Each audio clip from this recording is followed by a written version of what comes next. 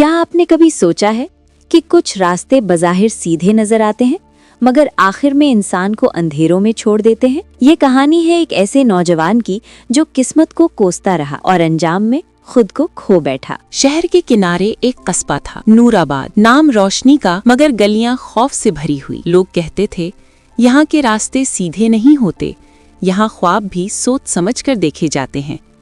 इसी कस्बे में रहता था हारिस, एक आम सा नौजवान मगर दिल में गैर मामूली ख्वाहिशात।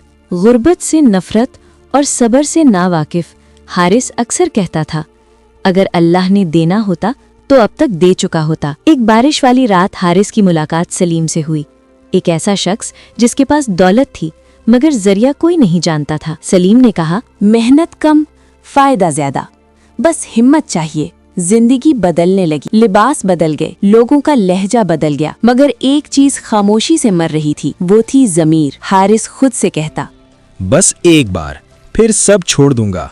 बेटा, रिस्क अगर हलाल ना हो तो पेट भर जाता है मगर दिल खाली रह जाता है। ये वो लम्हा था जब हारिस नजरें ना मिला सका। एक दिन सलीम गायब हो गया, फोन बंद, रास्ते खत्म, और उसी दिन कानून ने दरवाजा खटखटाया। हारिस पहली बार टूटकर रोया और दिल से निकली वो दुआ जो सिर्फ गुनाहगार नहीं बल्कि नादिम इंसान करता है।